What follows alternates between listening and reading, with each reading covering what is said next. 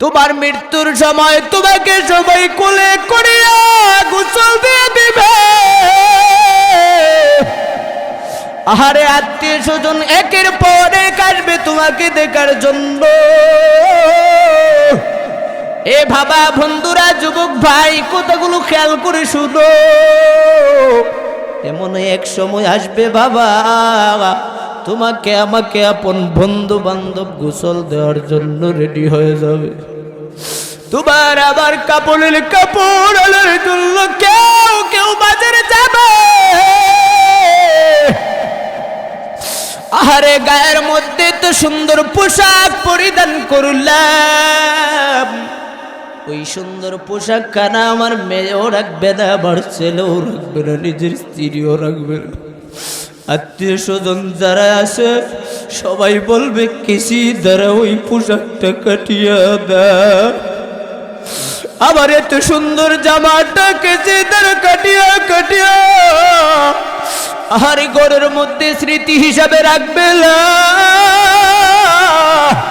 আবার বাড়ির পিছন দিয়া পানির মধ্যে স্রোতে বাসা দিবে। এ বাবা একবার নজর করে দেখ, ওই কোরআনের বিরুদ্ধে কেবল করে করো। আহারে সুইডেনের সরকার কেবল করে আবার আল্লাহর কোরআনকে জ্বালায়া দিলে, অথচ তুই তো বেঈমান, তুই তো নাফরমান খ্রিস্টান।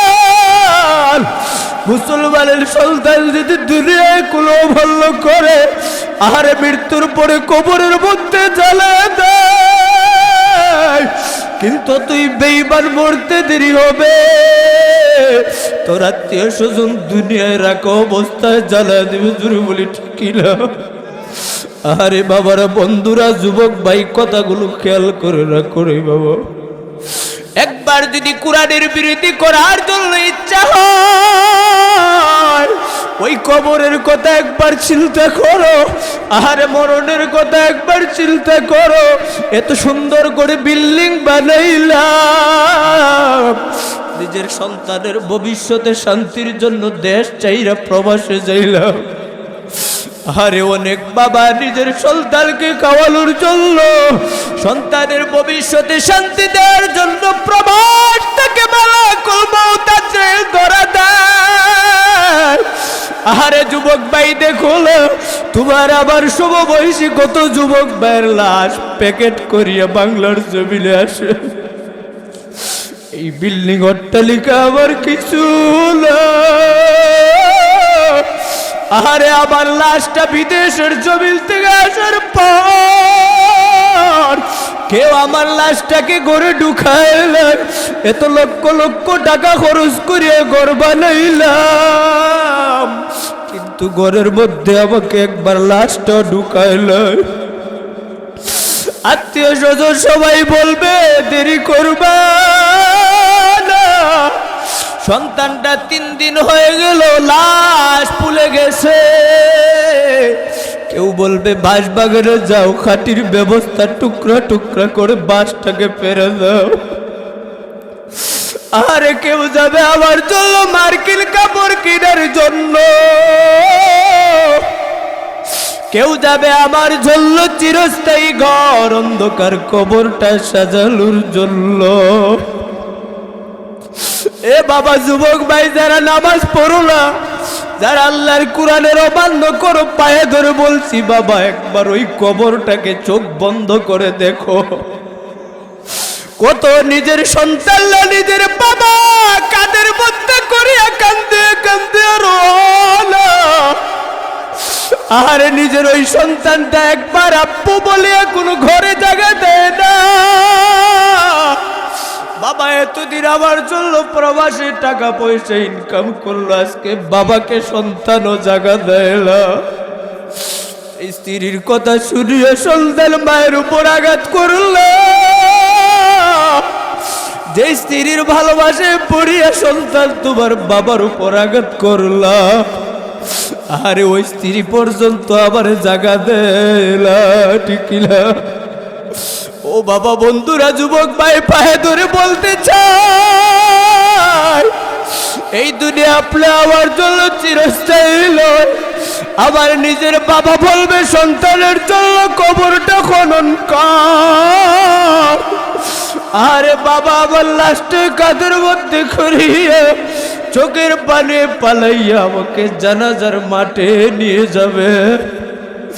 আরে ওই মাঠের মধ্যে নিয়ে শেষ নয়, আত্মীয় স্বজন দূর থেকে আসবে, আমার লাশটাকে খুলে দেওয়া হবে, আমার মাথার মধ্যে ভাত দিবে, আমার পায়ের মাথায় ভাত দিবে, শুধু মাথার ভাতটা খুলে আমার চেহারা দেখাইবে। আরে দেখো না কত আপন ভাই ছোট ভাইকে দুনিয়ায় রেখে কবরে চলে গেল। আরে যুবক ভাই দেখো না কত বাবা নিজের সন্তানদের দুনিয়ায় রেখে চলে গেছে। রাষ্ট্র একটা রাষ্ট্র, এই সুইডেন রাষ্ট্রের সরকার, সে তার যারা লোক ছিল, বাহিনী ছিল, প্রত্যেককে অর্ডার করছে যে মুসলমানদের ধর্মগ্রন্থ কোরআনকে পুড়িয়ে দাও। সবাই কথা কয় না, ভয় লাগে। এই সুইডেন সরকার সে প্রত্যেককে আদেশ করেছে মুসলমানদের ধর্মগ্রন্থ কোরআনের উপর আক্রমণ করে আগুন ধরাও। শুধু এই আদেশ করেই শেষ নয়, সে নিজের হাতে ওই আল্লাহ পাকের কোরআনকে জ্বালিয়ে দিয়েছে। জুড়ে বলি নাউজুবিল্লাহ। এইগুলো খবর যখন আমরা দেখি, যদি ইমানের লেশ মাত্র থাকে, সরিষা পরিমাণ যদি ইমান থাকে, কোনো মুসলমান শান্তি পায় না। মেরসুইস আমাডোন তার নাম। এই আমাডোন আপনা আমার গ্রন্থ কলিজার টুকরা আল্লাহর কালাম কুরআনুল কারীমকে নিজের হাতে পেট্রোল ধরা আগুন দ্বারা জ্বালায় দিয়েছে। এ মুসলমান ভয়রা লতিফপুরের যুবক ভাইদের কাছ থেকে আমি আওয়াজটা শুনতে চাই। বাংলার জমিনে যদি কোনো বেঈমান কোরআনকে নিয়ে কটাক্ষ করে কথা বলে, ইসলামকে নিয়ে যদি ধ্বংস করার চক্রান্ত চালায়, কোন কোন যুবক এই বেঈমানের দাঁত ভাঙা জবাব দেওয়ার জন্য প্রস্তুত? সবাই রাজি আছেন ইনশাআল্লাহ? এই মেরসুস আমাডোন আপনা আমার কলিজার টুকরা মহাগ্রন্থ আল কোরআনের উপর আগুন ধরায় দিয়েছে, যার কারণে আপনা আমার দিনী ভাই মুসলমান যারা আছে, মুসলমান নাই, মুসলমান যারা আছে প্রত্যেকেই নিজের ক্ষমতা অনুযায়ী দলে নেমে, প্রত্যেক দল বাছাই করে তারা নেমে গেছে একমাত্র কোরআনের মহব্বতে এই সমস্ত কুলঙ্গারদের তীব্র নিন্দা জানানোর জন্য। এ মুসলমান ভাইয়ারা আমার, আপনা আমার কাছে আমার একটা জিনিস জানতে চাই, যদি কোরআনকে নিয়ে অপমান করতে হয়, বেঈমানের গোষ্ঠীকে দুনিয়ার মধ্যে আর রাখার কোন সুযোগ করা যায় না। কারণ বুঝো নাই, বাংলার জমিনে কুমিল্লার মান্ডবগড়ে আল্লাহর কোরআনকে অপমান করার কারণে মান্ডবগড় কোথায়? মান্ডবগড় টিকে আছে? কথা কন না কেন? মান্ডবগড় টিকে নাই। এটা শুধু বাংলার জমিনের একটা প্রমাণ, একটা নজির। আল্লাহর কুরআনুল কারীমকে অতীত থেকে যেই সমস্ত বেঈমান নাস্তিকার মুরতাদ ধ্বংস করার চক্রান্ত চালিয়েছিল, সেই সমস্ত বেঈমানদেরকে আল্লাহ পাক রব্বুল আলামিন এমন ধরা দিয়েছে যেই ধরার উপরে আর কোনো মাখলুকের ধরা হয় না।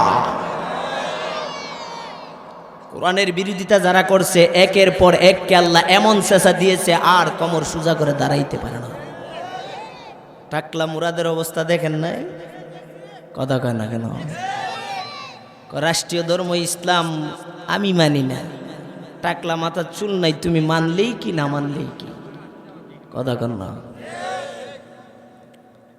এই সুইডেনে আপনা আমার মহাগ্রন্থ আল কোরআনকে যারা আক্রমণ করেছে, আগুন জ্বালিয়ে দিতেছে, আমরা আমাদের বর্তমান সরকারের কাছে এমন একটা দাবি জানাই, আপনি আওয়ামী লীগ করতে পারেন, আরেক দল ভিএমপি করতে পারে, আমি চরমুনাই করতে পারি, আরেক দল খেলাফত মজলিস করতে পারে, কিন্তু আমাদের পরিচয় আমরা মুসলমান। আমাদের আদি পিতাকে হুজুরে বলেন না, আদম আলাইহিস সালাতু ওয়াস সালাম, ওই আদমের সিরিয়াল হিসেবে আপনা আমি সবাই ভাই ভাই। কথা কয় না কেন?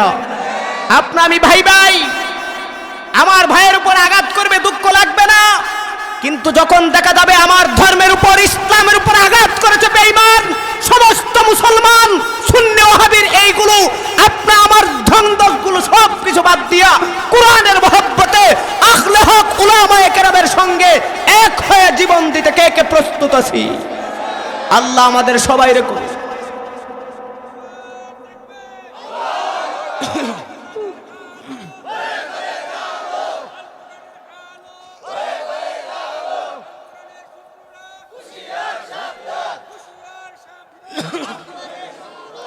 মানি না, মানব না, মানতে পারি না, আল্লাহ রাসূলের অবমাননা। মানি না, মানব না, মানতে পারি না, আল্লাহর কোরআনের অবমাননা। ঠিক কি না? অবমাননাকারীরা রক্ষা পাবে না, অবমাননাকারীরা রক্ষা পাবে না। মানি না, মানব না, মানতে পারি না, আল্লাহ রাসূলের অবমাননা। মানি না, মানব না, মানতে পারি না, আল্লাহর কালামের অবমাননা। ঠিক কি না? বিশ্বের সব মুসলমান জেগে উঠেছে, লেজ গুটিয়ে দুশমনদের পালাতে হবে। ঠিক কি না? বিশ্বের সব মুসলমান জেগে উঠেছে, দুশমনদের লেজ গুটিয়ে পালাতে হবে, নাইলে তাদের করব মোরা কবর রচনা। ঠিক কি না?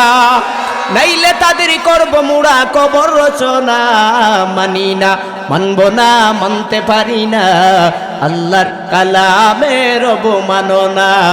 মানি না, মানি না, মানব না, মানতে পারি না, আল্লাহ রাসূলের অবমাননা।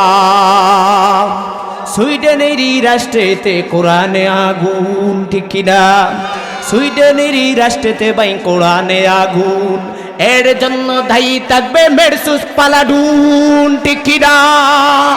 সুইডেন এই রাষ্ট্রেতে কোরআনে আগুন, এর জন্য দায়ী থাকবে মেরসুস পালাডুন। ঠিক কি না?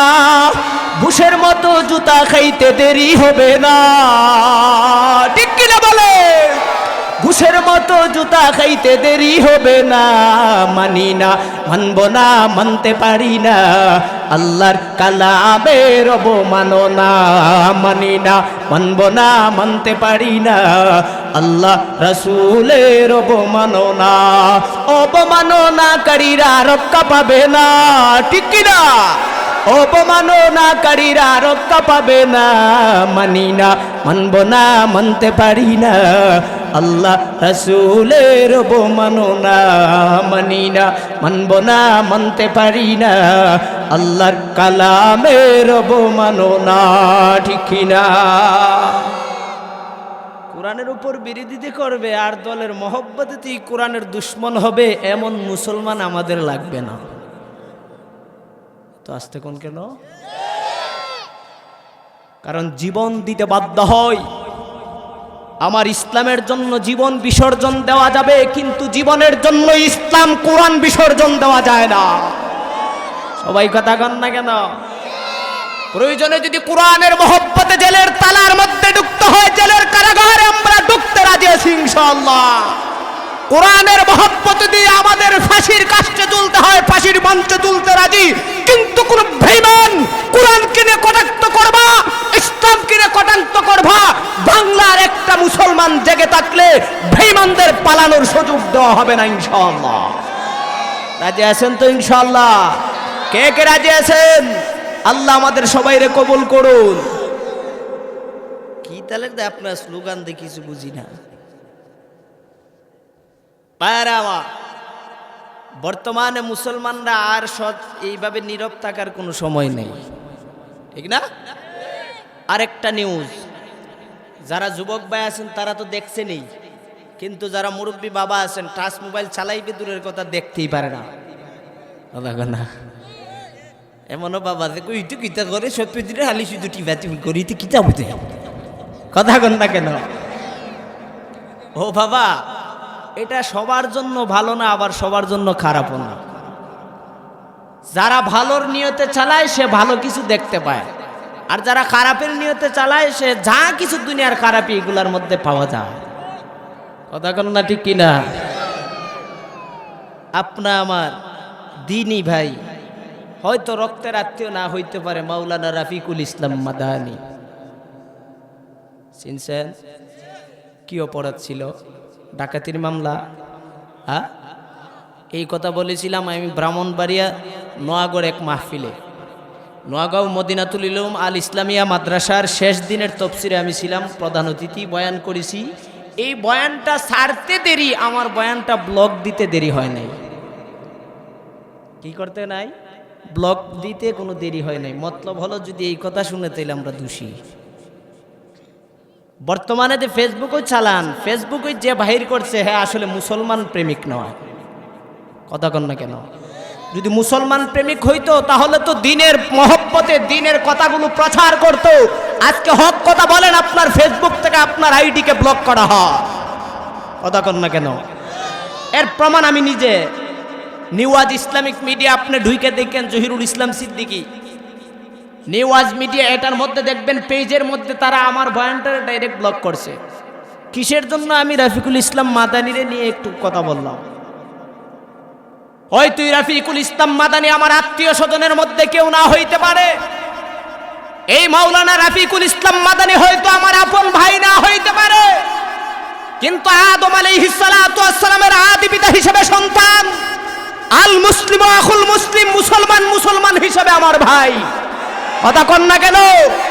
আমার জাতি ভাইয়ের উপর আঘাত করবা, আমার জাতি ভাই মুসলমানদের উপর অন্যায় ভাবে নির্মম হত্যা করবা, দুনিয়ায় বিন্দু পরিমাণ রক্ত থাকা মুহূর্তে বেঈমানের দাঁত ভাঙা জবাব দেবই দেব ইনশাআল্লাহ। আজকে কোরআনের বিরোধিতা করবে বেঈমান, আজকে ইসলামের বিরোধিতা করবে বেঈমান।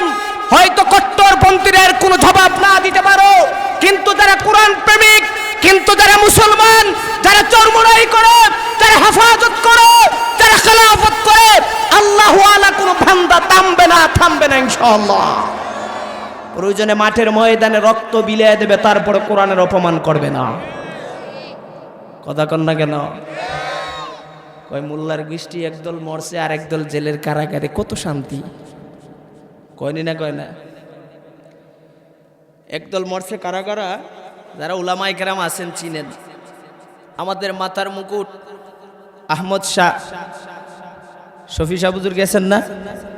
শাহ আহমদ শফি সাহেব রহমতুল্লাহি আলাইহি চলে গেছেন।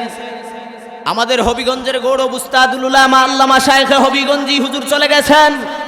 নূর হুসেন কাসিমি হুজুর চলে গেছেন। জামে আমদাদিয়ার উস্তাদ আজহার আলী আনোয়ার সাহেব চলে গেছেন। জুবায়ের আহমদ আনসারী কুরআনের পাখি চলে গেছেন। জুনায়েদ বাবুনগরী চলে গেছেন। এই পর্যন্ত আরো অনেক উলামায়ে কেরাম চলে গেছেন। এই সময় যারা চলে গেছেন, একদল বেঈমানরা খুব খুশি হয়েছে, কয় আল্লাহ মরছে। নাউজুবিল্লাহ কেন? আরে বেঈমানের গোষ্ঠী, হয়তো ওনারা তোদের জন্য একটা জাহান্নামের শাস্তির একটা চেরাগ বাতি হইতে পারে, কিন্তু আমাদের জন্য একটা আলো নূরের বাতি ছিল। কথা কন না?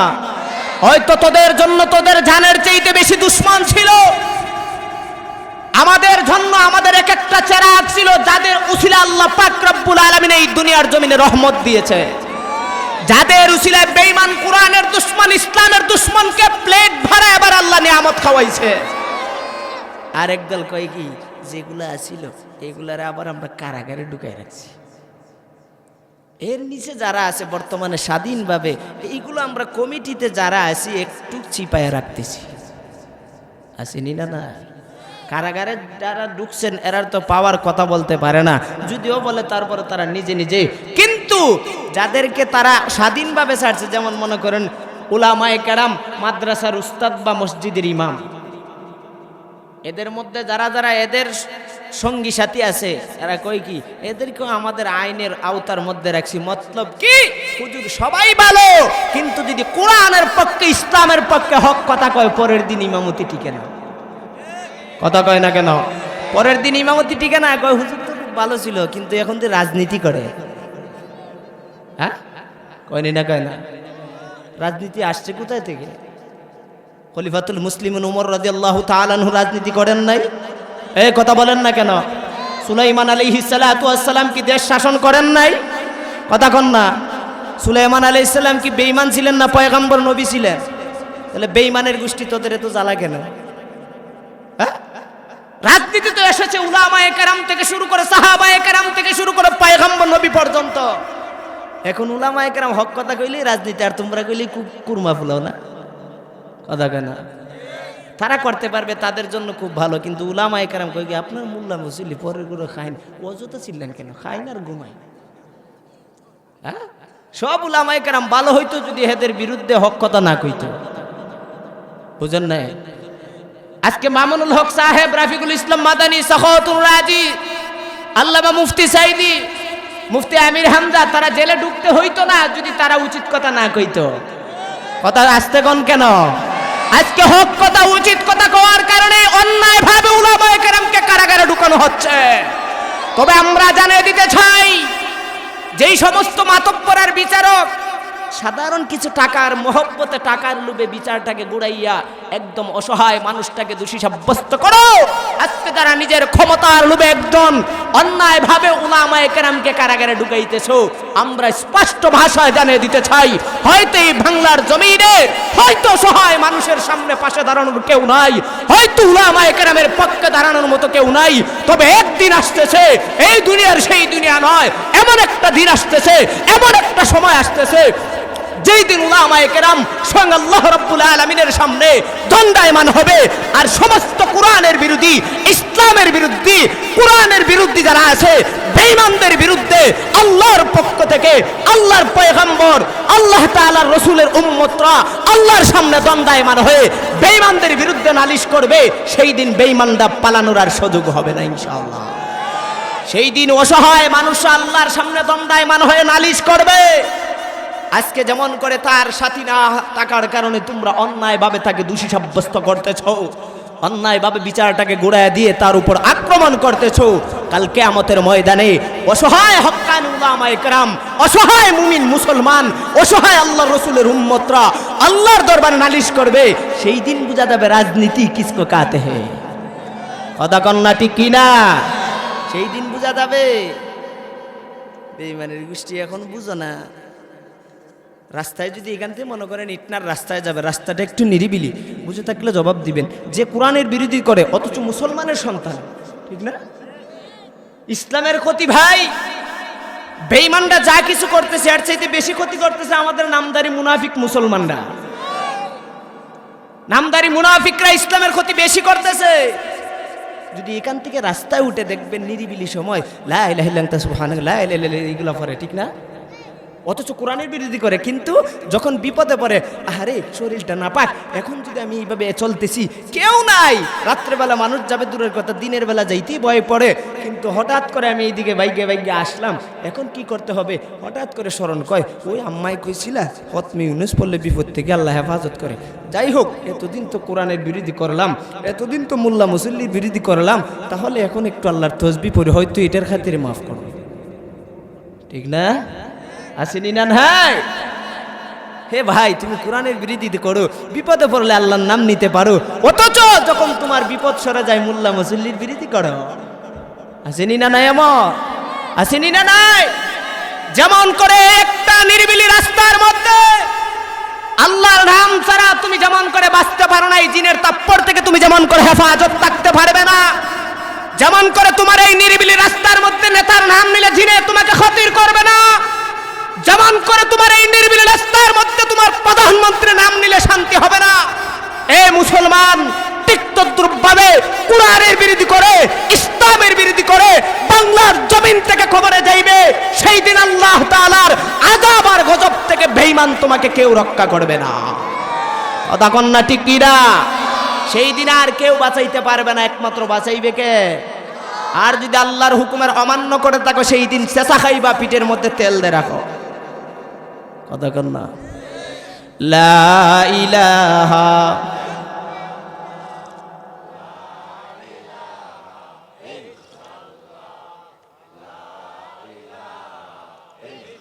আপনি তো মুসলমান, আপনি কিভাবে এই কোরআনকে বিরোধী করেন? কিভাবে একজন আলিমের উপর অন্যায়ভাবে আপনি একটা অত্যাচার করেন? কিভাবে অন্যায়ভাবে একজন আলিমকে আপনি দোষী সাব্যস্ত করে গালাগালি করেন? দুনিয়া কি চিরস্থায়ী? মরা লাগবে না? হ্যাঁ, আমাদের বিশ্বাস আসেনি না নাই? মরার বিশ্বাস আছে তো? তাহলে মৃত্যুর পরে যে কবরটা থাকবে মাত্র 3.5 হাত গড়, এই 3.5 হাত গড়ের ভয়ের কথা কি একটু স্মরণ হয় না? কিছু কিছু বেঈমানরা কয় কি দেয় যে মৃত্যুর পরে দুনিয়াটা মস্ত বড় খাও দাও ফুর্তি করো, মৃত্যুর পরে মাটির সাথে মিশে যাবো, নো টেনশন। মৃত্যুর পরে মাটির সাথে মিশে যাবে, আর কোনো টেনশন আছে? অথচ আল্লাহ কোরআনে বলেন কাইফা তাকফুরুনা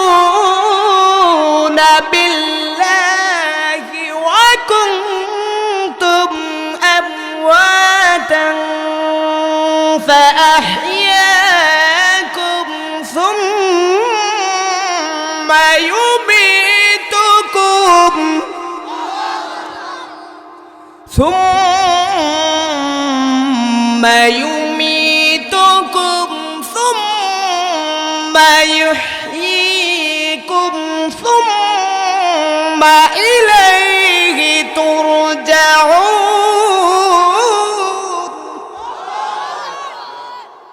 আল্লাহ তাআলা বলেন কাইফা তাকফুরুনা বিল্লাহ, এ বান্দা কিভাবে আমি আল্লাহ তাআলার সঙ্গে তুই কুফরি করস, কিভাবে আমি আল্লাহ তাআলার নিয়ামত খাই আবার নিয়ামতের সঙ্গে গাদ্দারি করো। ওয়া কুনতুম আমওয়াতান, বান্দারে অথচ তুই মৃত ছিলে, তোর কোনো পাওয়ার ছিল না, ঠিক কি না? সবাই জীবিত ছিলাম না মৃত ছিলাম। অথচ আল্লাহ তাআলা বলেন ওয়া কুনতুম আমওয়াতান, বান্দা তুমি মৃত ছিলে, ফাআহইয়াকুম, আমি আল্লাহ হায়াত দিয়েছি, আবার জীবন দিয়েছি, জীবিত করেছি। আল্লাহ মৃত ব্যক্তিটাকে জীবিত করার ক্ষমতা আছে নিরানে। ওয়া কুনতুম আমওয়াতান ফাআহইয়াকুম সুম্মা ইউমীতুকুম সুম্মা ইউহয়ীকুম। আল্লাহ তাআলা বলেন ফাআহইয়াকুম, আমি আল্লাহ হায়াত দিয়েছি। বান্দা হায়াত দিয়েছি, দুনিয়ার জমিনে এসেছো। কোথায় এসেছে? হায়াত পাওয়ার পর, জীবন পাওয়ার পর কোথায় আল্লাহ পাঠাইছে? দুনিয়ায় পাঠাইছেন। এবার কোথায় যেতে হবে?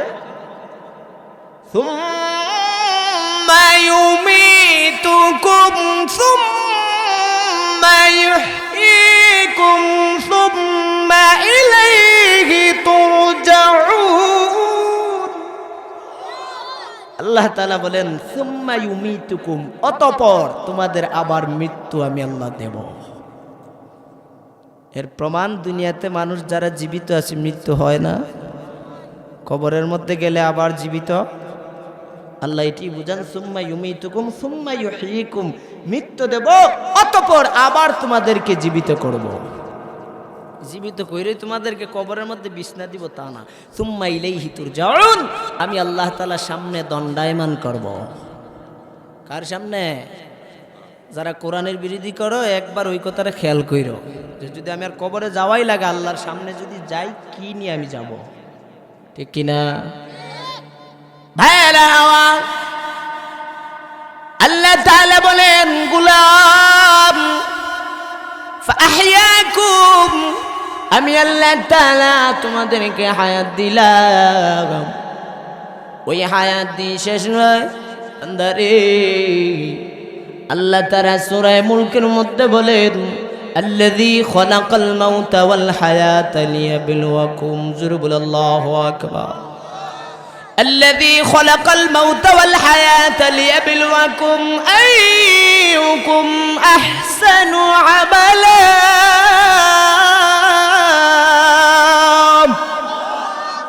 الله تعالى বলেন গোলাম الذي خلق الموت والحياة, আমি আল্লাহ তাআলা হায়াত দিয়েছি আবার মৃত্যু দেব রে গোলাম।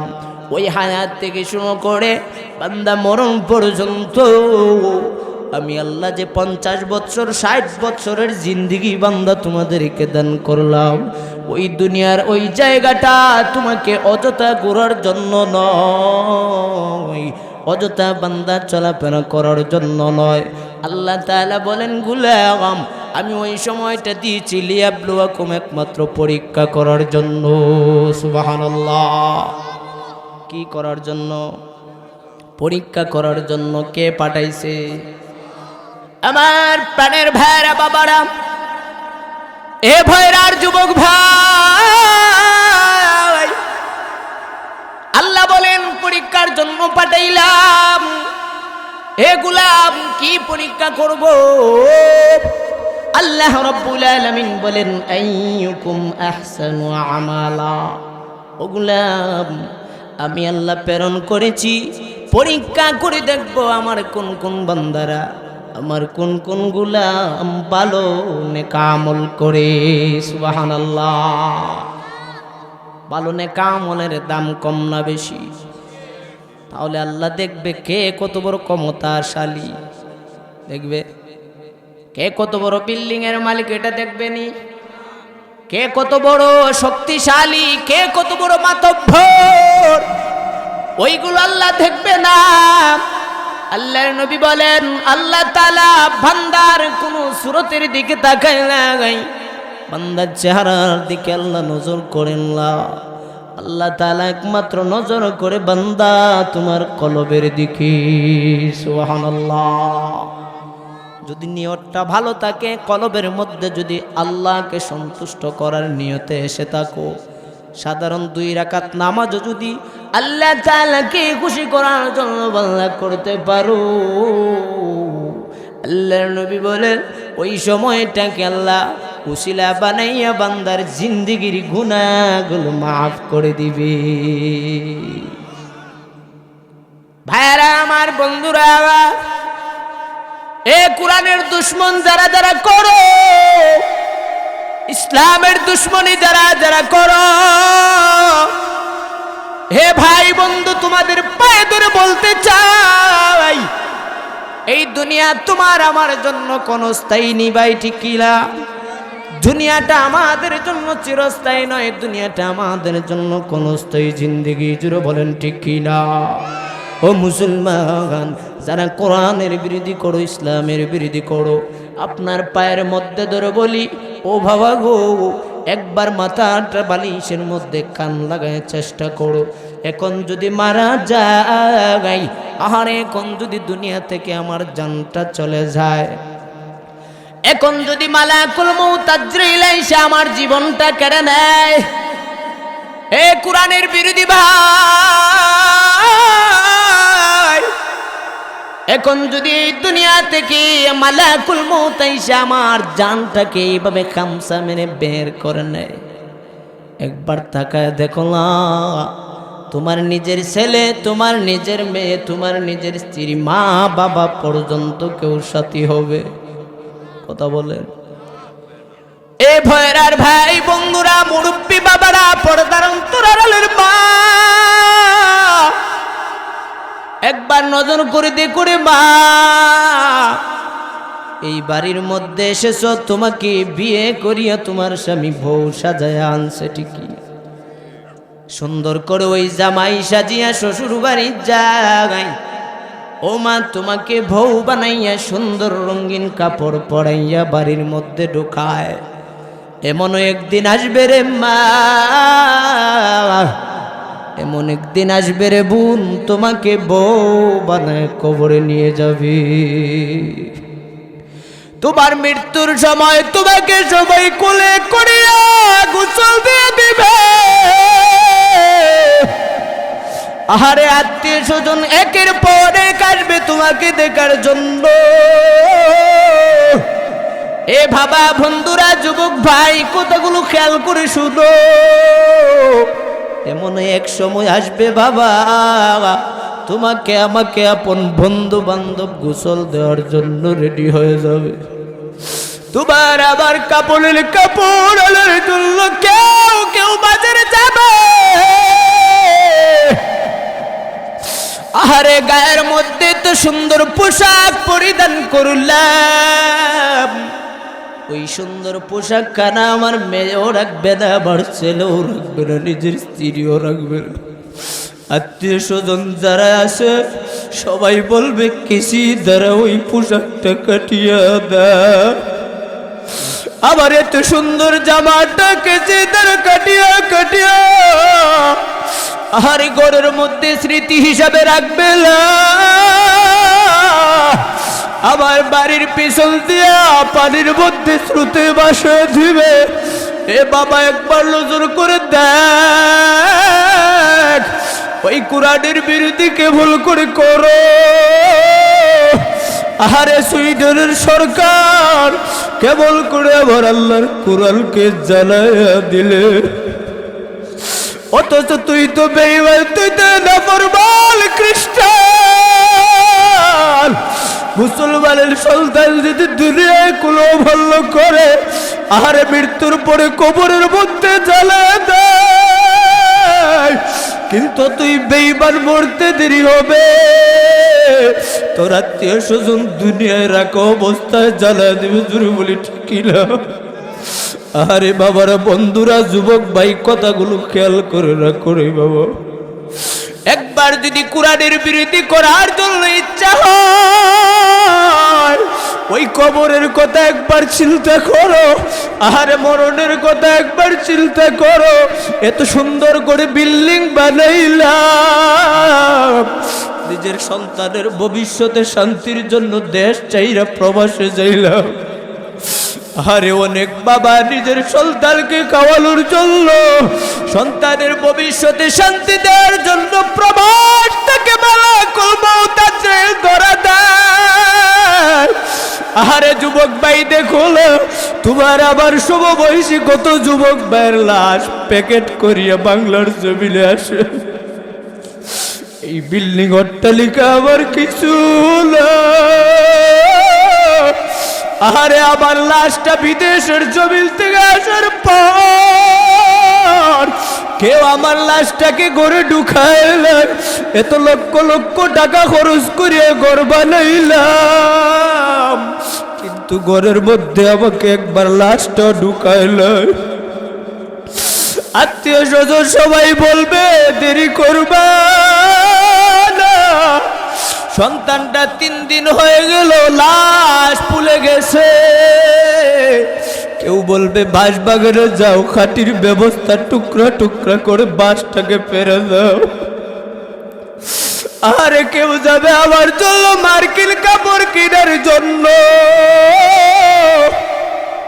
কেউ যাবে আমার জন্য চিরস্থায়ী ঘর, অন্ধকার কবরটা সাজানোর জন্য। এ বাবা, যুবক ভাই, যারা নামাজ পড়ো না, যারা আল্লাহর কোরআনের অমান্য করো, পায়ে ধরে বলছি বাবা, একবার ওই কবরটাকে চোখ বন্ধ করে দেখো। কত নিজের সন্তানরা নিজের বাবা কাঁধের মধ্যে করিয়া কান্দে কান্দে রোলা, আরে নিজের ওই সন্তানটা একবার আব্বু বলিয়া কোনো ঘরে জায়গা দেয় না। বাবা এতদিন আমার জন্য প্রবাসী টাকা পয়সা ইনকাম করলো, আজকে বাবাকে সন্তানও জায়গা দেয় না। স্ত্রীর কথা শুনিয়ে সন্তান মায়ের উপর আঘাত করলো,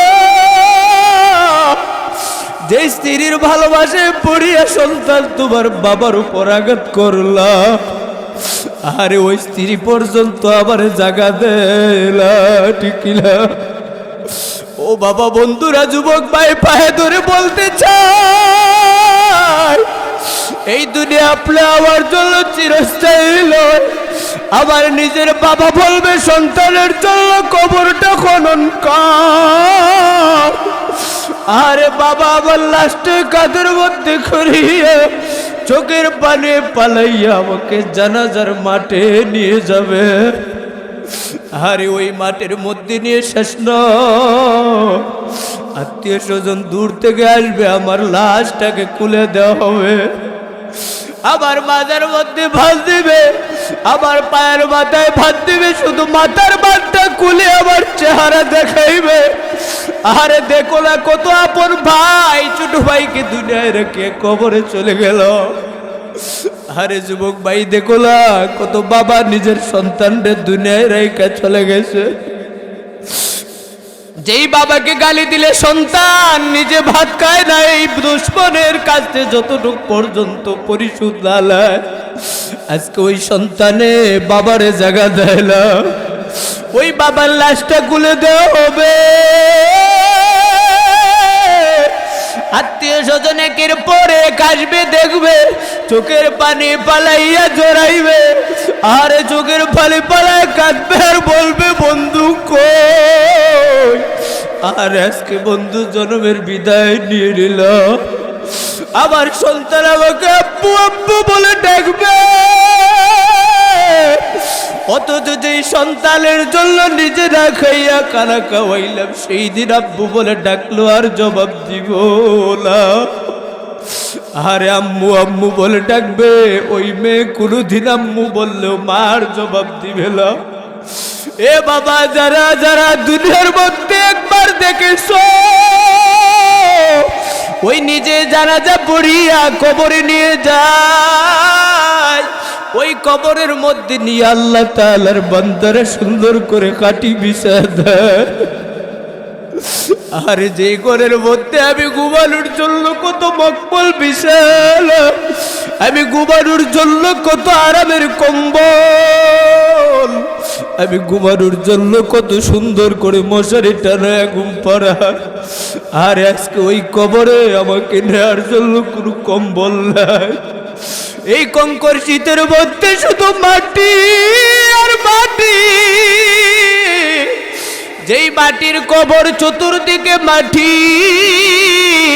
উপরের মধ্যে বাঁশের চাটাই দিয়া আপন আত্মীয় স্বজনরা আবার মাথার মধ্যে এবারে মাটির জাপ দিয়ে আসবে, আর কাটির মধ্যে পারিয়া পারিয়া প্রত্যেকে আবার কবরে মাটি দিয়ে আসবে, সবাই পাড়ায় উড়ে তাফায়া চলে আসবে। ওই সময় আল্লাহ তাআলা বলেন ফাআহইয়াকুম, ও বান্দা সুম্মা ইউহয়িকুম, আমি আল্লাহ আবার হায়াত দিব, আমি আল্লাহ তোকে জীবিত করব। ও বান্দা, তখন ফেরেশতারা আসবে, মার রাব্বুকা বলে নবীর পরিচয় দাও, ডাকবে। বান্দা প্রশ্ন করবে, তোমার নবীর পরিচয় দাও, ধর্ম কি ছিল পরিচয় দাও। যারা কোরআনের বিরোধী করো, যারা আবার আল্লাহর কালামকে পুড়া দিয়েছো, যারা উলামায়ে কেরামকে ষড়যন্ত্র করে আর এই জেলের কারাগারে 2টা বছর ধরে রাখছো। আরে বাবুল হকের সন্তান আব্বু আব্বু বলে কান্দে, ঘুমাইতে পারে না। রফিকুল ইসলামের মা সন্তানের পায়ের মধ্যে ঠান্ডা বেরি দেখিয়া আরে মায়ের চোখের পানি ধরে রাখতে পারে না। ও বাবা, যারা কোরআনের বিরোধী করো, পায়ে ধরে বলি রে বাবা, তোমার সঙ্গে আমার কোনো বিরোধী নাই, তোমার সঙ্গে আমাদের কোনো দ্বন্দ্ব নাই। উলামায়ে কেরামকে যদি নিঃশর্তে মুক্তি না দাও, যখন আল্লাহর ফেরেশতারা রবের পরিচয় চাইবে, যখন আল্লাহর ফেরেশতারা ওই দিনের পরিচয় চাইবে, যখন আল্লাহর ফেরেশতারা নবীর মহব্বতের উম্মতকে পরিচয় দেবে, বেঈমানের গোষ্ঠী সেই দিন জবানটা বন্ধ থাকবে। ফেরেশতারা বারবার প্রশ্ন করবে, ও বান্দা বল বল, তোর রব কে ছিল? বান্দা বল, তোর ধর্ম কি ছিল? আরে ওই নাফরমানের কবরে তখন আর কোনো জবাব নাই, তখন বেঈমান বলবে হা লা আদরি, হা লা আদরি, আমি কিছু জানি না, আমি কিছুই জানি না, আমার রব কে ছিল আমি জানি না, আমার নবী কে ছিল আমি চিনি না, আমার ধর্ম কি ছিল আমি জানি না।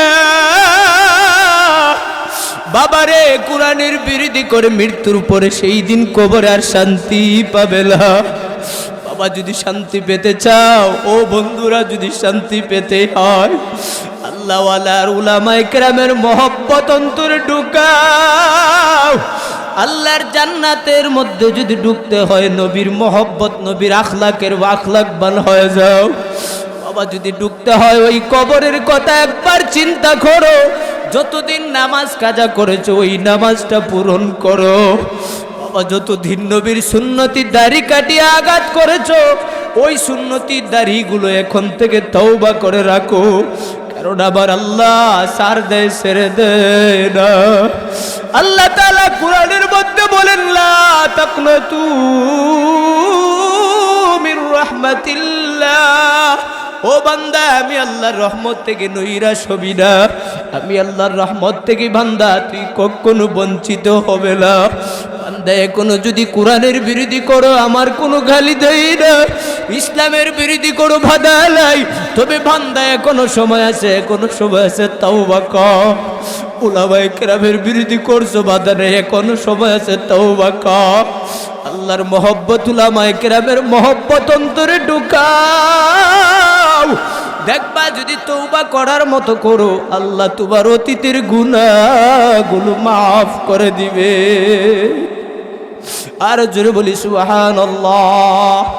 আরে আমার বন্ধুরা আমার, আমি আপনাদের সামনে যে আয়াতে কারিমা তেলাওয়াত করেছি, আল্লাহ রাব্বুল আলামিন সূরা কলমের শুরুতে একটা 29টা হরফের মধ্যে একটা গুরুত্বপূর্ণ হরফ দান করলেন। 29টা হরফের মধ্যে সূরা কলমের শুরুতে নুন আছে না নাই? কথা বলেন, আছে না নাই? আরবি হরফ 29টা, এর মধ্যে একটা হরফ হলো নুন, যেই হরফের অর্থ দুনিয়ার কেউ জানে না। হরফে মুকাত্তাত আল্লাহু আ'লামু বিমুরাদিহি, যের অর্থ দুনিয়ার কোনো উলামায়ে কেরাম জানেন না, দুনিয়ার কোনো আলিম জানেন না, একমাত্র জানেন আমার আল্লাহ। জোরে বলি সুবহানাল্লাহ, আর জোরে বলি সুবহানাল্লাহ। আমার প্রাণের বাবারা, বন্ধুরা, সূরা বাকারার মধ্যে আছে আলিফ লাম মিম, আছে না নাই? অন্যান্য সূরার মধ্যে আছে আলিফ লাম রা, কোন সূরার শুরুতে আছে তাহা, কোন সূরার শুরুতে আছে ইয়াসিন, কাফ হা ইয়া আইন সাদ, কোন সূরার শুরুতে শুধু 2 নক্তাওয়ালা কাফ আছে না নাই? এইগুলোর অর্থ দুনিয়ার কেউ জানেন না, জানেন একমাত্র কে? আর জোরে ডাক দে বলি আল্লাহ। এ বাবারা, বন্ধুরা, আল্লাহ তাআলা এই কুরআনুল কারীমের সূরা কলমের শুরুতে নুন হরফ দ্বারা শুরু করলেন। এরপরের আয়াতের মধ্যে আল্লাহ তাআলা পরের অংশের মধ্যে বলেন, ওয়াল কলামি ওয়া মা ইয়াসতুরুন।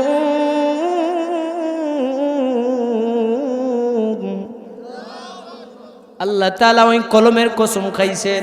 কিসের কসম? এ বাবারা, বন্ধুরা, আল্লাহ রাব্বুল আলামিন সূরা কলমের 2টা কসম খাইছেন। আল্লাহ তাআলা বলেন ওয়াল কলাম। বাবা, ওই কলম মানে কোন কলম? কিতাবের মধ্যে লেখেন আসমানটাকে সৃষ্টি করার 50 বছর আগে, জমিনটাকে সৃষ্টি করার 50 বছর পূর্বে আল্লাহ রাব্বুল আলামিন সমস্ত মাখলুকের তাকদীরের ফয়সালা করেছে। জোরে বলি সুবহানাল্লাহ। কিসের ফয়সালা করেছেন? তাকদীরের ফয়সালা। তাকদীর কার ভালো হবে, কার মন্দ হবে, এটা আল্লাহ তাআলা কলম দ্বারা লিপিবদ্ধ করছেন। ও বাবার, এখন দেখা যায় অনেক মানুষ বলে মাদ্রাসায় পড়াইব, 5,000-7,000 টাকা বেতন পাড়া। ওই 5,000-7,000 টাকা বেতন পাইয়া নিজে চলবে কিভাবে, নিজের সন্তানদেরকে নিয়ে চলবে কিভাবে? কয়নি না কয় না? আরো জোরে বলেন, কয়নি না কয় না? এ বাবা, বন্ধুরা, যারা যারা ওই কুরআনুল কারীম পড়ানোর জন্য, আরে ওই টাকার মহব্বত রাখো, একবার টাকা দেখ বাবা, একবার টাকা দেখ। এই দিন দুনিয়ার কোনো আত্মীয় স্বজন থাকবে না, যেই দিন আপন ভাই বন্ধু থাকবে না, যেই দিন তোমার নিজের স্ত্রীও থাকবে না, নিজের সন্তানটাও পরিচয় দিবে না, একটুখানি নেকির তরে রোজ হাসরের মাঠেতে বাবা ঘুরবে ছেলের পিছে, ছেলে বাবার আগেতে। আহাতে মন কঠিন দিনে নামাজ তোমায় ভুলবে না, ঠিক মতো পড়িলে নামাজ জান্নাত হবে ঠিকানা, ঠিক কিনা? এ বাবারা, বন্ধুরা, পর্দার অন্তরালের মা, যারা যারা মনে করো এই সন্তানটাকে মাদ্রাসায় পড়াইবো, 5,000 7,000 টাকা বেতন পাবো, আরে সন্তান নিজে চলবে কিভাবে? সন্তানটা ফ্যামিলি চালাবে কিভাবে? ও মা, আল্লাহ কোরআনকে সৃষ্টি করেছেন আমাদের জন্য হেদায়েতের রাস্তা দিয়া। এটা এমন এক কিতাব, যেই কিতাবের মধ্যে কোনো ভুল নাই, সন্দেহ নাই, ঠিক কিনা? এই কিতাব যারা পড়বে এদের সম্মান বাড়াইবে কে? আরো জোরে বলেন কে? আল্লাহ। সম্মান বাড়াইলে কেউ পারবে না সম্মান কমাইতে। এ বাবা, বন্ধুরা, কুরআনুল কারীমের মহব্বত যার অন্তরে ঢুকাইবে, আরে হাসরের ময়দানে দেখবেন সন্তান যখন মাদ্রাসায় পড়ে, অনেক সময় ছোটবেলায় সন্তান মাদ্রাসা থাকা অবস্থায় বিদায় হয়ে যায় কবরে। আসেনি না নাই? শিশু সন্তান মা বাবা দিয়েছে মাদ্রাসায় পড়ানোর জন্য, কিন্তু ওই সন্তানের মা বাবার আশাটা পূরণ হয় নাই। অল্প বয়সে সন্তানটা দুনিয়া থেকে বিদায় হয়ে যায়, ঠিক কিনা? ও বাবা, কাল কিয়ামতের ময়দানে, হাসরের দিনে, যেই দিন কেউ কোনো কাজে লাগবে না, মায়ের কাছে সন্তান যাবে, মা, ও মা, এসেছে, আমাকে একটা নেকি দাও। মা সন্তানকে পরিচয় দিবে না, বাবার কাছে সন্তান আসবে, আব্বু আমাকে একটা নেকি দাও। ওই বাবাটা সেই দিন পরিচয় দিবে না, মায়ের কাছে গিয়ে বলবে, আম্মা জান,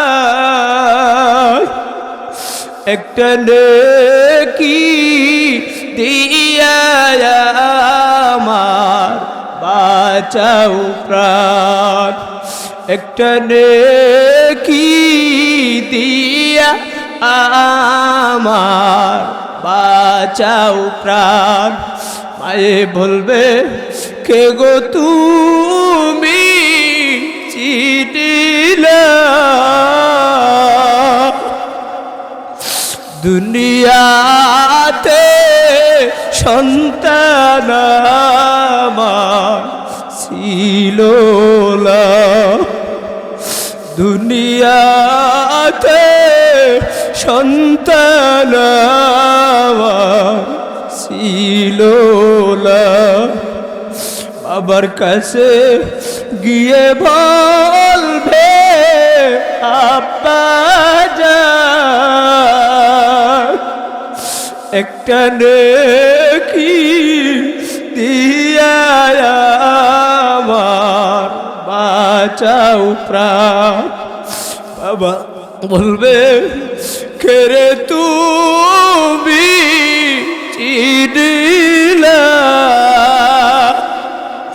দুনিয়াতে বিয়ে শাদি করি নাই, দুনিয়াতে বিয়ে আমি করি না। স্ত্রীর কাছে গিয়ে বলবে, বিবি জান, একটা নেকি দিয়া গো আমার বাঁচাও প্রাণ। বিবি বলবে, কে গো তুমি, আমি চিনি না, দুনিয়াতে বিয়ে আমার হইছে না। জুড়ে বলে আল্লাহু আকবার, আর জুড়ে বলে আল্লাহু আকবার। এ বাবা, যুবক ভাই বন্ধুরা, আপনাদের মনটাকে বুঝানোর জন্য, এ পর্দার অন্তরালের মা, আপনাকে বোঝানোর জন্য এই কথাগুলো বলতেছি রে মা। শিশু সন্তান দুনিয়াতে বিদায় হয়, কবরের মধ্যে যখন মা বাবা আযাবের মধ্যে থাকে, আরে কাল কিয়ামতের ময়দানে ওই শিশু বাচ্চার আল্লাহর সামনে দণ্ডায় বাড়ায় বলবে মালিক আল্লাহ আপনার কাছে একটা দরখাস্ত করতে চাই, আল্লাহ আপনার কাছে আমি একটা দরখাস্ত মঞ্জুর করাইতে চাই, মাবুদ আমি একটা প্রার্থনা করতে চাই। আল্লাহ বলবে কিরে বান্দা কি? বান্দা তখন জবাব দিয়ে বলবে মালিক আল্লাহ আপনি তাকায় দেখেন না, ওই যে জাহান্নামের ধাউ ধাউ করে আগুন, ওই আগুনের মধ্যে আমার কত আত্মীয় স্বজন জ্বলে, আরে ওই আগুনের মধ্যে আমার আপন মা, ওই আগুনের মধ্যে আমার আপন বাবা কবরের মধ্যে থেকে জাহান্নামের শাস্তি পাইতেছে। মাবুদ আপনার কাছে প্রার্থনা জানাই, আমি তো কোরআনের পাখি, মাবুদ আমি তো হাফেজে কোরআন সন্তান ছিলাম, আল্লাহ আমি তো দুনিয়া থেকে মায়ের আশা পূরণ করাইতে পারি নাই, আমার মায়ের বড় আশা ছিল আমি জানাজা পড়াইব, কিন্তু আল্লাহ এই ভাগ্য হয় নাই, আমি জানাজা পড়ানোর পূর্বে দুনিয়াতে বিদায় হয়েছি। মাবুদ আপনি দয়া করে আমার ওই মা বাবাকে মাফ করে দেন, আল্লাহ আমাকে যে খাওয়াইছে ওই লজিং মাস্টারকে মাফ করে দেন। আল্লাহ তাআলা ডাক দিয়ে বলবে না, তারা আমি আল্লাহর হুকুম মানে নাই, আমি আল্লাহর আইনের অমান্য করেছে, নামাজ পড়ে নাই, রোজা রাখে নাই, আমি আল্লাহর হুকুম মানে নাই, ও ভাল্লা এই জন্য সীমা লঙ্ঘন করার কারণে আজকে ওই জাহান্নামের শাস্তিতে ফেলাইছি। আল্লাহর ওই শিশু বান্দারা বলবে মালিক এদেরকে যদি মাফ না করেন আমরা জান্নাতে যাব না। জোরে বলে আল্লাহু আকবার। আল্লাহ আমরা জান্নাতে যাব না। মাবুদ যদি জান্নাতে যেতে হয়, ও মাবুদ যদি জান্নাতে ঢুকতেই হয়, আমার ওই জাহান্নামী মা বাবাকে আমি জাহান্নামে রেখে আমি শান্তি বাস করবো না। মাবুদ গো আমি তো কোরআনের পাখি, আপনি আমাকেও জাহান্নামে জ্বালায় দেন। জোরে বলে আল্লাহু আকবার, আর জোরে বলে আল্লাহু আকবার। আল্লাহ তাআলা তো করে ডাকতে বলবে বান্দা, না রে বান্দা না, আমি আল্লাহর ওয়াদা কোনদিন খেলাফ করি নাই, আমি আল্লাহর কোরআনের পাখিকে জাহান্নামে দিব না। ও বান্দা তোর সিনার মধ্যে আমি আল্লাহর কালাম, আরে আমার আল্লাহ ওই কোরআনকে কত মহব্বত করবে, আমার আল্লাহ ওই কোরআনকে কত ভালোবাসবে। আল্লাহ তখন বলবে না তুই বান্দা আমি আল্লাহর কোরআনের পাখি, আমি আল্লাহর কোরআনকে মুখস্থ করেছিস, আরে বান্দা যা যা, তুই বান্দা জান্নাতের পাখি, তুই বান্দা মাসুম নিষ্পাপ সন্তান, তুই বান্দা কোরআনের হাফেজ, তুই বান্দা আমি আল্লাহর রসুলের বাগানের ফুল, আমি আল্লাহ ওই ফুল তোকে উসিলা করিয়াদেরকে মাফ করে দিলাম। আর জোরে বলি সুবহানাল্লাহ। ও বাবা তাহলে সন্তানকে মাদ্রাসায় পড়াইলে লাভ না ক্ষতি? আর জোরে বলেন লাভ না ক্ষতি? আল্লাহ তাআলা ওই কলমের দ্বারা কসম খাইয়া বুঝাইলেন, ও পয়গম্বর আমি আল্লাহ তাআলা ওই কলম দ্বারা কসম খাইলাম। কোন কোন আয়াতের মধ্যে লেখেন ওই কলম মানে সেই কলম যেই কলম দ্বারা বান্দার ডান কাঁধের ফেরেশতা বাম কাঁধের ফেরেশতা নেক আমল লেখে আসেনি না নাই? কিরামান কাতিবিন,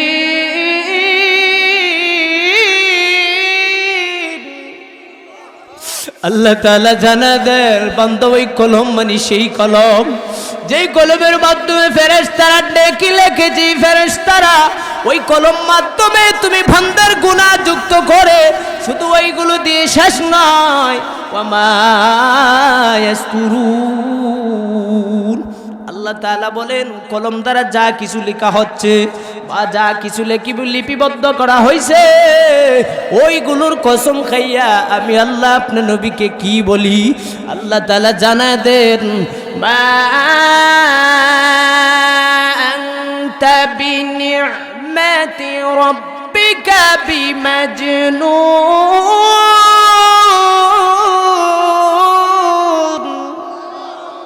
আল্লাহ তাআলা জানা দেন নবী আপনার উপর আমি আল্লাহর পক্ষ থেকে নিয়ামতি রব্বি, ও পয়গম্বর আপনার নবীর উপর আমি আল্লাহর পক্ষ থেকে নেয়ামত, আপনার নবীর উপর আমি আল্লাহর পক্ষ থেকে অনুগ্রহ আছে, দয়া আছে। এই কথা কেন বোঝাইলেন? এই কথা কেন বললেন? ও প্রাণের বাবারা, যুবক ভাইরা, পর্দার অন্তর আড়ালের মা বোনেরা, আল্লাহর নবী যখন দিনের দাওয়াত দিতেন, যখন বলতেন কুলু লা ইলাহা ইল্লাল্লাহ, লা ইলাহা ইল্লাল্লাহ, হে আমার কওমের লোকেরা বলো আল্লাহ ব্যতীত আর কোন মাবুদ আছে? হুজুরা বলেন আল্লাহ ব্যতীত আর কোনো মাবুদ নাই। আল্লাহ নবী যখন দিনের দাওয়াত দিতেন বলতেন কুলু লা ইলাহা ইল্লাল্লাহ, লা ইলাহা ইল্লাল্লাহ। আল্লাহ নবী যখন এই দাওয়াত দিতেন, আরে আবু লাহাব পিছনে পিছনে গিয়া আল্লাহর নবীর বিরুদ্ধে সমালোচনা করত, আল্লাহর নবীকে পাগল বলে দোষী সাব্যস্ত করত, আল্লাহর নবীরে গালি দিত, আল্লাহর নবীরে মাতাল বলে উপাধি দিয়ে তারা ষড়যন্ত্র করত। আল্লাহ নবী দিনের দাওয়াত দেয়া মাত্র ওই আবু লাহাব ওই সমস্ত মানুষের বাড়ি বাড়ি গিয়া বলতো, আব্দুল্লাহর ছেলে মুহাম্মদ তোমাদেরকে কি বলছে? ও বন্ধুরা, তখন ওই সমস্ত লোক জবাব দিত, ও জাহাপনা আব্দুল্লাহর ছেলে মুহাম্মদ আমাদেরকে এক কালেমার দাওয়াত দেয়, আমাদেরকে ওই লা ইলাহা ইল্লাল্লাহ কালেমা বলে, আমরা নাকি বিশ্বাস করতাম আল্লাহ ব্যতীত আর কেউ নাই। আবু লাহাব বলে, না না, এ তো আমাদের দুশমন। জুড়ে বলি নাউজুবিল্লাহ, আর জুড়ে বলি নাউজুবিল্লাহ। এ বাবারা, বন্ধুরা, যুবক ভাইরা, পর্দার অন্তর আড়ালের বাপ, আপনাদের মনের মধ্যে কথাটা বুঝাইতে চাই। দুনিয়ার মধ্যে দেখবেন একদল উলামায়ে কেরাম হক কথা বলার কারণে মানুষ পিছনে পিছনে মন্তব্য করে, ঠিক কিনা? উচিত কথা বলার কারণে উলামায়ে কেরামের দোষ খুঁজে, শুধু দোষ খুঁজে, কোনো একটা পায় কিনা ইজ্জতের উপর বেজ্জতি করার জন্য। আবু লাহাব বাড়ি বাড়ি গিয়া বলতো, ওই মুহাম্মদ বলে এক আল্লাহ ব্যতীত আর কেউ নাই। না না, এটা হতে পারে নাই। আমরা হলাম 33 কোটি দেবতার মালিক, আমরা হলাম 33 কোটি দেবতার পূজারী। আমাদের 33 কোটি দেবতা বড় না এক আল্লাহ বড়? লোকরা তখন জবাব দিত, এক তো কোনোদিন বড় হইতে পারে না, 33 কোটি সংখ্যাটাই তো বড়, ঠিক কিনা? কিন্তু আল্লাহর নবী বুঝাইতেন, ওই 33 কোটি দেবতা কিন্তু তোমরা নিজের হাতে তৈরি করছো। আর ওই আল্লাহর দাওয়াত দেয়, যে আল্লাহ আসমান বানাইলেন, জমিন বানাইলেন, যে আল্লাহ চন্দ্র সূর্য লৌহ কলম বানাইলেন, ওই আল্লাহর উপর ঈমান আনো। জোরে বলি সুবহানাল্লাহ। ওই আবু লাহাব গিয়ে বলতো, না না, এটা কখনো মেনে নেওয়া যায় না, এটা কখনো মেনে নেওয়া যায় না। ওই আব্দুল্লাহর ছেলে মুহাম্মদ আমাদের দুশমন, ওই আব্দুল্লাহর ছেলে মুহাম্মদ মাতাল, আব্দুল্লাহর ছেলে মুহাম্মদের মাথা ঠিক নাই। জোরে বলি নাউজুবিল্লাহ। ও মুসলমান, কিছু কিছু পণ্ডিত মানুষরা মনে করতো লাহাব মানে অগ্নিশিখার মতন লাল, এত সুন্দর চেহারা অধিকারী ছিল আবু লাহাব। ওই আবু লাহাবকে দেখিয়া সবাই বলতো, এত সুন্দর এত বড় ধনাঢ্য লোক আমাদের বাড়িতে আসলো, আইসা ওই পাগলের সন্ধান দেয়। আরে হয়তো ওই পাগলটা সাধারণ পাগল নয়। জোরে বলি আল্লাহু আকবার। ওই পাগলটা কিন্তু সাধারণ পাগল নয়, যেই পাগলের কথা আমাদের লিডার আইসা বলে। ও বন্ধুরা, জবাব দেন, যদি এই রাষ্ট্রপতি আব্দুল হামিদ সাহেব আপনাদের এলাকার মধ্যে আইসা বলে, ইটনা বাজারে যাইবালা, মিঠামন বাজারে যাইবালা, চামড়া বন্দরে যাইবালা, লোকগুলো যদি জিজ্ঞেস করে কিসের জন্য, বলে ওই এলাকায় একটা বড় পাগল আসছে, জাদুঘর আসছে, কেউ যাবে না। আমার তো অন্তরে বিশ্বাস হয়, যারা না যাইবার হেরাও যাবে একটু দেখার জন্য। জোরে কোন ঠিক কিনা? যারা জীবনে দেখে না, একদল মহিলা আছে কয় জীবনে দেখি নাই। রাষ্ট্রপতি যারে বলে ওই পাগল। রাষ্ট্রপতি যেই জাদুঘরের কথা শুনিয়া, যেই রাষ্ট্রপতি ইটনা বাজারে আসার জন্য কত বডিগার্ড, কিন্তু আজকে কোনো বডিগার্ড নাই, একা একা আসছে আর পাগলের সন্ধান দেয়, জাদুঘরের সন্ধান দেয়। একবার একটু চেষ্টা করে দেখে আসি, বয়নি না কয়লা। বাবার আবু লাহাব যখন বলে মুহাম্মদ তো বড় জাদুঘর, মুহাম্মদ বড় পাগল, কেউ যাবালা, মুহাম্মদের কাছে যাইবালা, গেলেই 33 কোটি দেবতার দুশমন বানায় দিবে। আহারে, ওই কথা বলার পর কিছু কিছু বান্দারা নিজের বিবেককে প্রশ্ন করে, আহারে এত সুন্দর ব্যক্তি, এত বড় ব্যক্তি, এত ধনাঢ্যের ব্যক্তি আবু লাহাব, উনি আমাদের বাড়িতে আইসা পাগলের সন্ধান দেয়। আসলে ওই পাগলটা সাধারণ না, একবার পাগলটা দেখে আসি, জুড়ে বলে আল্লাহু আকবার। বন্ধুরা লেখেন কিতাবের মধ্যে ঘটনা সুন্দর করে লিখতেছেন, ওই পাগলটা দেখার জন্য যখন মানুষ যায়, আরে ওই পাগলের সামনে গিয়ে আপনার আমার নবী কি পাগল না রহমত? আর জোরে বলেন পাগল না রহমত? আল্লাহর নবীর সামনে গিয়া ওই মানুষগুলো একবার আবুল আহাবের চেহারার দিকে কথাগুলো নজর করে, একবার আবুল আহাবের চেহারাটা কল্পনা করে, একবার একজন আরেকজনের দিকে তাকায়, আরে আরেকবার আপনার আমার নবী রাহমাতাল লিল আলামিন মায়ের নবীর নজরের দিকে একবার তাকায়। আল্লাহ যার হেদায়েত দেয় ওই বান্দা কুলদিল গুমরা হইতে পারে না। আল্লাহ যাকে উপরে উঠে ওই বান্দা কোনদিন নিচে নামতে পারে না, ঠিক ছিল? এ বাবারা বন্ধুরা, ওই মানুষগুলো আল্লাহর নবীর সামনে গিয়া যখন দেখলো এত সুন্দর নূর চমকায়, এত সুন্দর নূরের অধিকারী আপনার আমার নবী, আর এত মিষ্টি মিষ্টি ভাষায় কথা কয়, আমরা কথা বললে মুখ থেকে দুর্গন্ধ, কিন্তু আপনার আমার নবী যখন কথা বলতেন ওই বেঈমানদের সামনে একটা মেশকে আম্বরে গ্রান আসতো, জোরে বলে আল্লাহু আকবার। আরে বাবারা বন্ধুরা, এই পর্দার অন্তরালের মা আল্লাহর নবীর মুখের ঘ্রাণ দেখিয়া, আল্লাহর নবীর কথা শুনিয়া, মিষ্টি মিষ্টি ভাষা দেখিয়া, আল্লাহর নবীর চেহারার এত সুন্দর নূর দেখিয়া সবাই বলে, মুহাম্মদ আপনি তো পাগল হইতে পারেন না, ও মুহাম্মদ আপনি তো জাদুঘর হইতে পারেন না। আরে আমাদের কলিজা সাক্ষী দেয় আপনার নবী মুহাম্মদ তো কখনো দুশ্মন হইতে পারেন না। ও নবী আমাদেরকে আপনি কি দাওয়াত দিয়েছিলেন? আল্লাহর নবী বলেন, কুলু লা ইলাহা ইল্লাল্লাহ, লা ইলাহা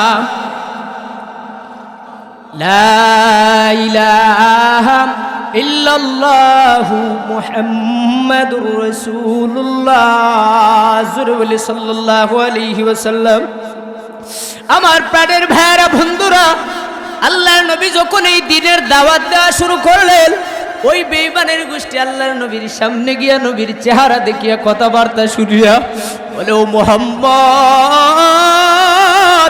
আপনি তো সাধারণ কোনো মানুষ নয়, আপনি আসলে একটা উত্তম চরিত্রওয়ালা, আসলে আপনি একজন আল্লাহ তাআলার কুদরতি একটা বান্দা, জোরে বলে আল্লাহু আকবার। এই কথা বলার সাথে সাথে বলে, ইয়া রাসূলুল্লাহ মুহাম্মদ আপনি এই মুহূর্তে আমাদেরকে কালেমা পড়াইয়া মুসলমান বানা দে। আর জোরে বলি সুবহানাল্লাহ। দেখবেন মানুষ যত আলিমের বিরোধী করে ওই আলিমের সম্মান আল্লাহ আরো বেশি বাড়ায় দেয়, কথা কোন ঠিক কিনা?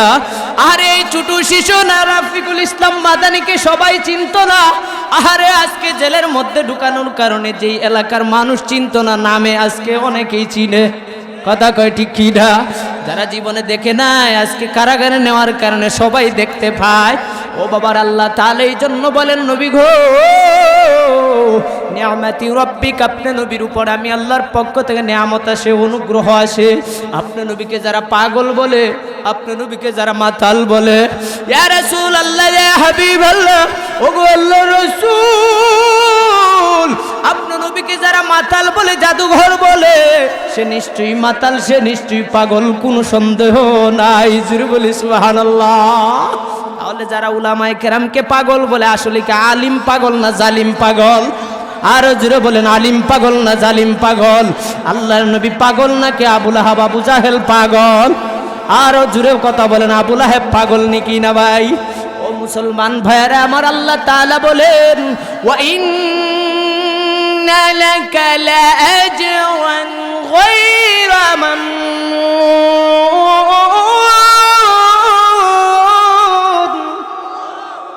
আল্লাহ তাআলা জানা দেন, নবী গো নিশ্চয়ই নিশ্চয়ই তারা আপনাকে পাগল বলে, আপনার নবীকে যারা পাগল বলে, নবী যে আপনি সুসংবাদ নেন, আমি আল্লাহর পক্ষ থেকে আপনার নবীকে একটা উত্তম প্রতিদান দেওয়া হবে, জোরে বলে আল্লাহু আকবার। নবী আপনি ভয় পায়েন না, আমি আল্লাহর পক্ষ থেকে আপনার নবীকে একটা উপহার দেওয়া হবে, যেই উপহার 1 লক্ষ মতান্তর 2,24,000 পয়গম্বরকে দেই দেয়, যেই উপহার দুনিয়ার কোন সৃষ্টি জীবকে দেই নেই, যেই উপহার দুনিয়ার কোন মাখলুককে দেই নাই, যেই উপহার আদম আলাইহিস সালামকে দেই নাই, যেই উপহার মূসা নবীকে দেই নাই, যে উপহার ইব্রাহিম খলিলুল্লাহর দেই নাই। ওগো নবী আপনি, আমি আল্লাহর হাবিব, আমি আল্লাহ আপনি নবীকে একটা উপহার দেব, আমি আল্লাহ আপনি নবীকে একটা প্রতিদান দেব, যে প্রতিদান দুনিয়ার কেউ পাবে না, যে প্রতিদানের সমতুল্য আর কিছুই হতে পারে না।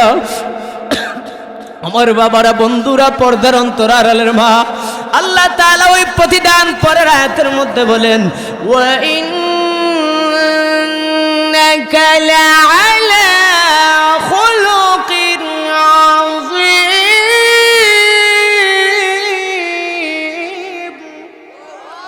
আল্লাহ তাআলা জানা দেন, নবী গো, নিশ্চয়ই নিশ্চয়ই আমি আল্লাহ তাআলা আপনার নবীকে উত্তম প্রতিদান দান করলাম।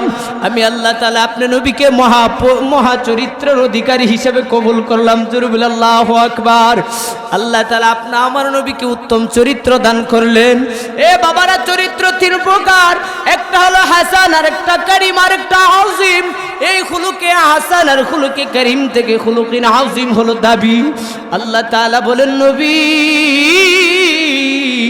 আপনি নবীকে আমি আল্লাহ তাআলার পক্ষ থেকে খুলুকিন আযীম দান করা হচ্ছে, উত্তম চরিত্র দান করা হচ্ছে, যেই চরিত্রের মাধ্যমে আল্লাহর নবীর সামনে আইসা বেঈমানরা দুশমন করার নিয়ত ছিল, কিন্তু নবীর চরিত্র দেইকা মুসলমান হয়ে গেছে। ঠিক কি না?